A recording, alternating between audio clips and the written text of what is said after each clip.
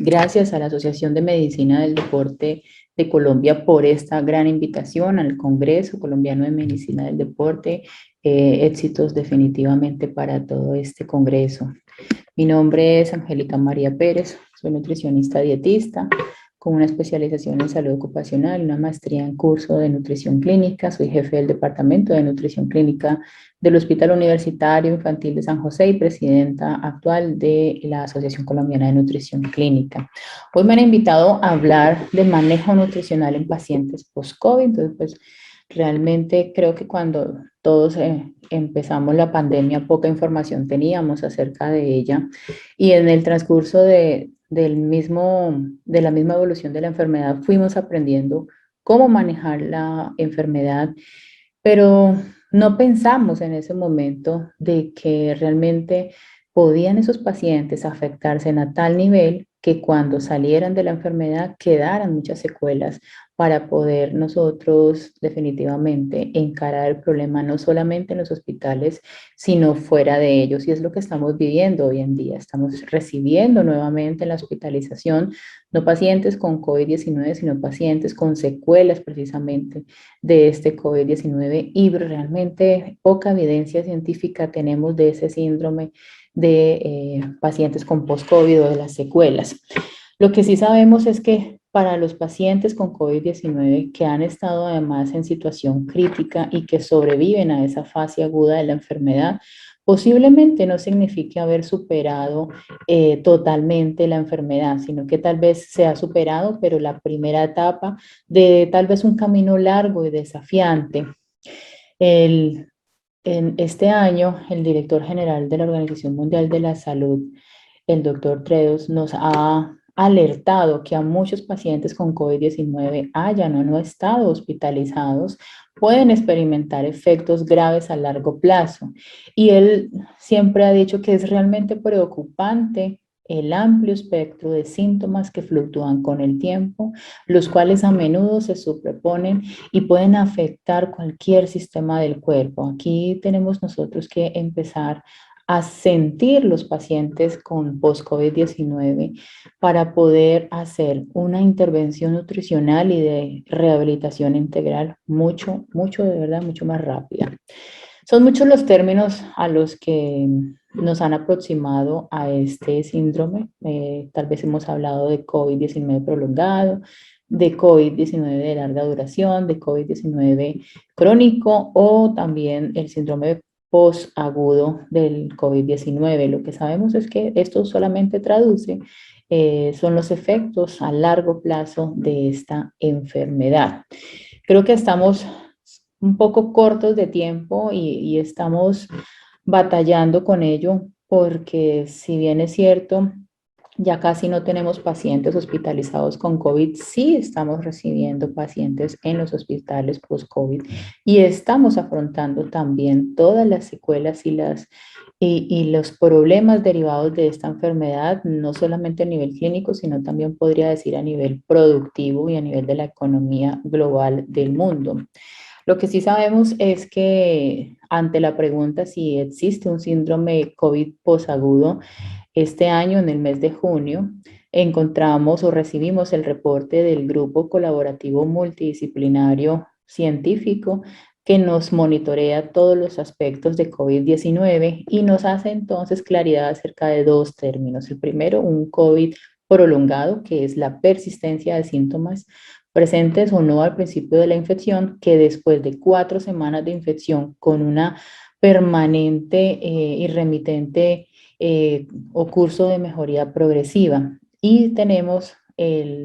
el término de secuela, que es el del daño tisular irreversible después de 12 semanas, que podría desencadenar diferentes grados de disfunción permanente o sintomatología asociada. Y es que en definitiva, cuando nosotros vemos los pacientes con COVID-19, al momento de que esta enfermedad ataca, la tormenta de citoquinas que invade al paciente es, como podemos ver en la diapositiva, la que le da gran peso a la exacerbación de la severidad de la enfermedad y que definitivamente disminuye la probabilidad de que un individuo recupere su estado inicial. Recordemos que las citoquinas son pequeñas proteínas liberadas que nuestras células tienen a cargo para que actúen como mensajeros entre las distintas células del sistema inmune, las que finalmente lo que está haciendo es defendernos ante una injuria o ante una afectación como esta. Se encargan de coordinar una respuesta inmune eficaz acorde a la infección y de la inflamación regular. Dentro de las citoquinas tenemos unas que son proinflamatorias y otras que son antiinflamatorias. Aquí tenemos de pronto en la diapositiva algunos ejemplos de ellos: la interleuquina 1, la interleuquina 6, el factor de necrosis tumoral como proinflamatorias, y como antiinflamatorias pues tenemos también las citoquinas de la serie 4, interleuquinas 10, que hace que compense esa respuesta inflamatoria que tienen los pacientes. Tal vez hay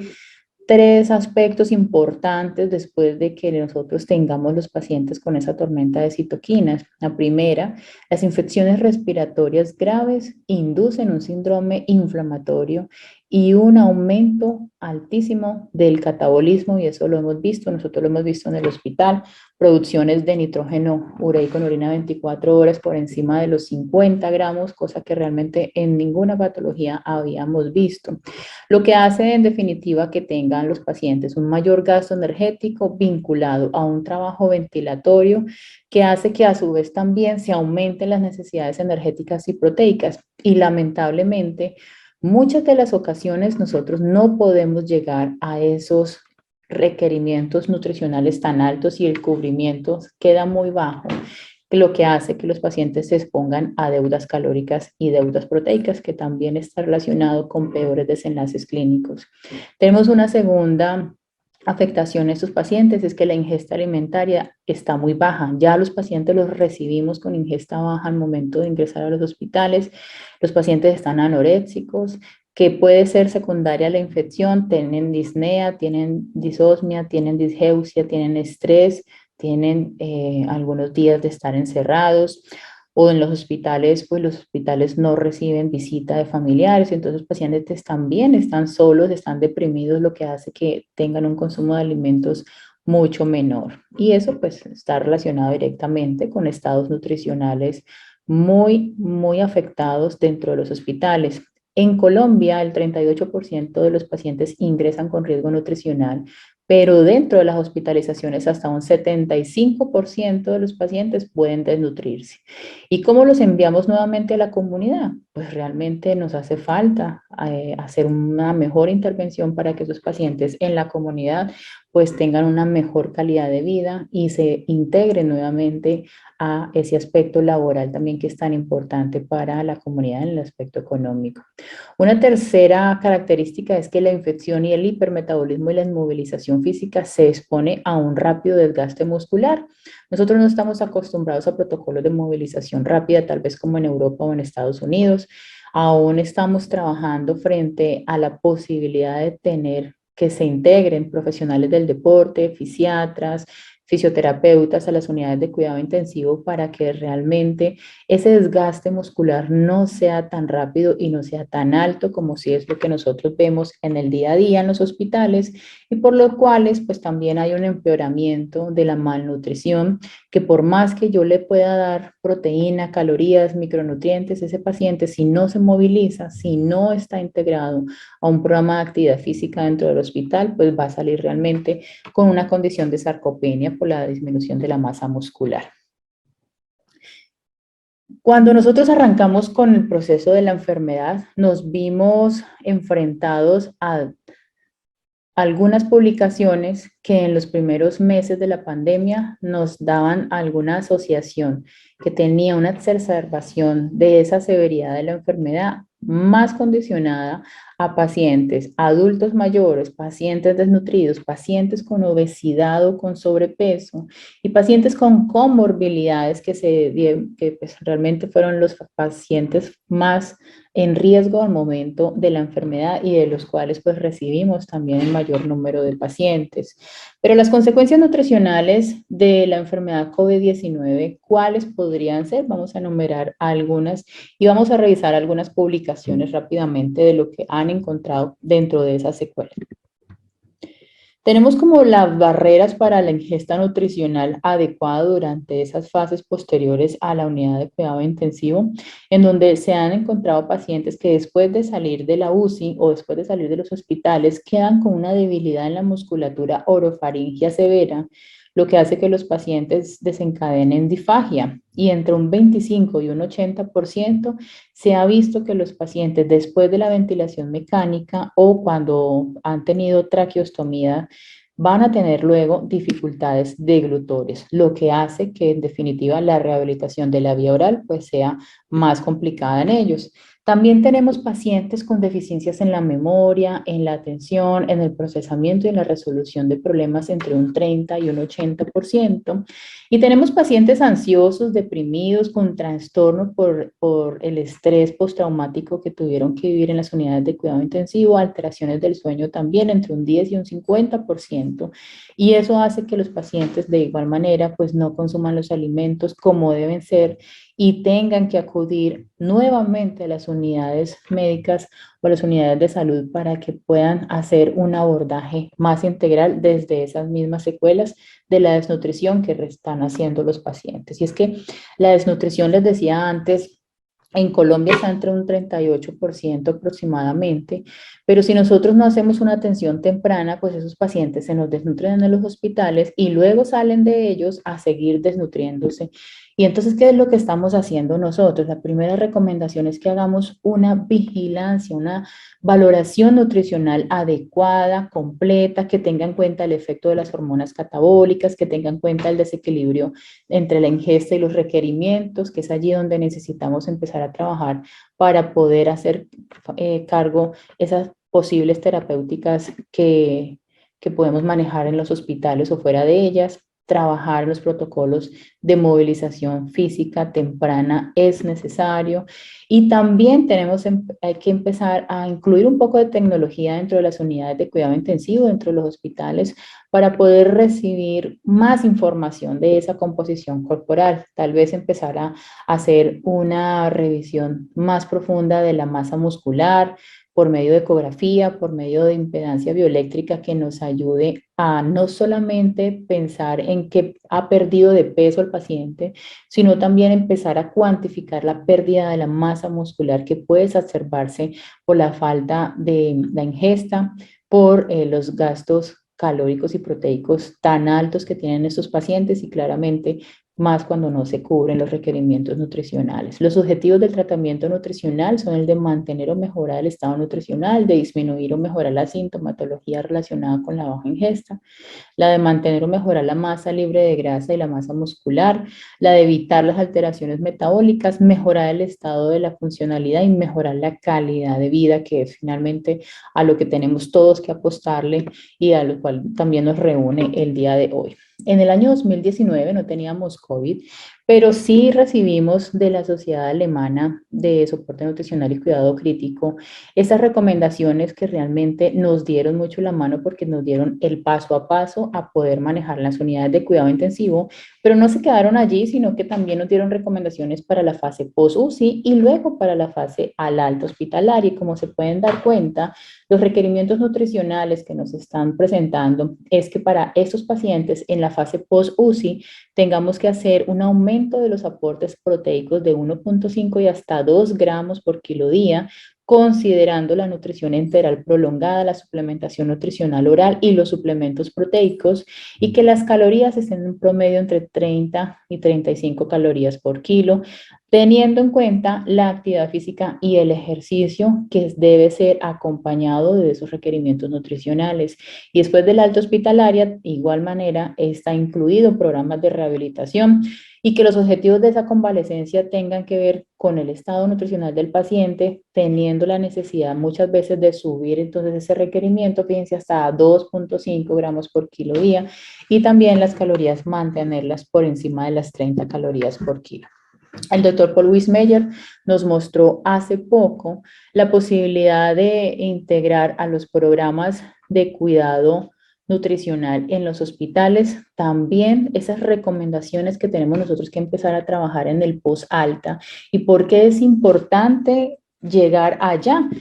Miren que se hizo un estudio con de los resultados de más de 50 efectos a largo plazo de los pacientes con COVID-19, y en esta revisión sistemática y revisión de metaanálisis se pudo identificar realmente a qué le apostamos con los pacientes cuando tienen post-COVID-19 y cuál es la prevalencia de cada síntoma, de cada signo, de cada parámetro de laboratorio en esos pacientes. Se hizo este estudio con 47.910 pacientes y se les hizo un seguimiento entre 14 y 110 días. Y fíjense lo importante de esto.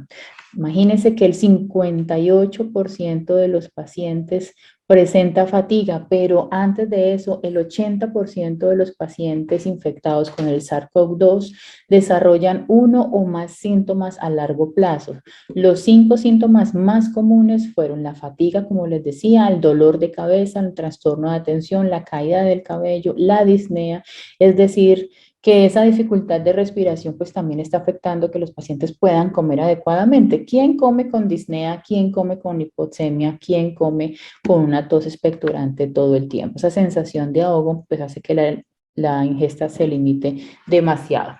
Y eso nos hace aproximación a esa necesidad imperativa de poder trabajar esos pacientes dentro de un marco de un grupo multidisciplinario, más bien interdisciplinario, que tenga en cuenta cada uno de los aspectos y que se centre en el paciente como objetivo número uno, que dentro de esos objetivos destinados a la rehabilitación esté siempre la funcionalidad y la calidad de vida dentro de ellos. Nosotros en la asociación hicimos algunas recomendaciones el año pasado que tenían que ver precisamente con la alimentación de estos pacientes, tanto en hospitalización como por fuera, pero acá algunas recomendaciones que se les dieron a los pacientes cuando salían también de los hospitales. Fíjense que también la hidratación es importante, 30 a 40 mililitros por kilo, y los requerimientos de proteína los hicimos entre 1,5 y 2 y más de 35 calorías para poder aportar a estos pacientes.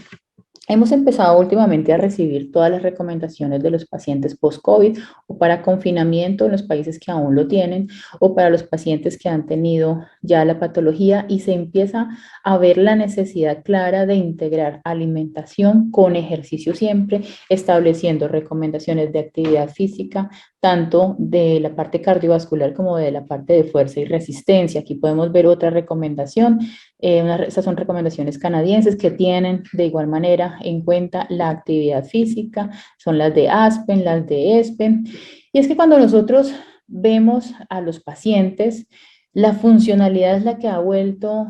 la que se nos ha vuelto un desafío gigante a trabajarlo, porque sabemos nosotros claramente que la importancia de la actividad física para la salud, que está ampliamente ya establecida con evidencias para los sistemas cardiovascular, metabólico, inmunológico, así como hacen parte de esa salud mental también, y cómo podemos trabajar el cuerpo y la mente con el ejercicio. La inactividad física ya se considera una pandemia en sí misma y es responsable de más de 5 millones de muertes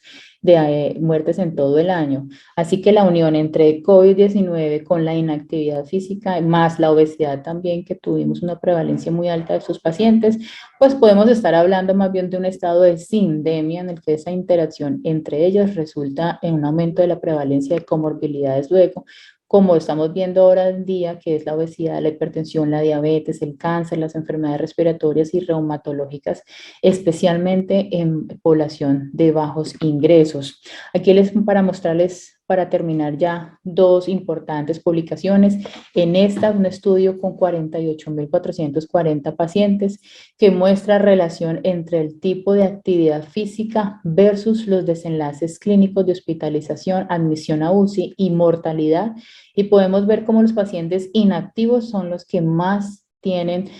prevalencia de este estatus, tanto de hospitalización como de UCI como de mortalidad. Esa nota de prensa me pareció genial porque nos pudimos encontrar también con la realidad de los reintegros laborales. Fíjense, los pacientes post-COVID-19,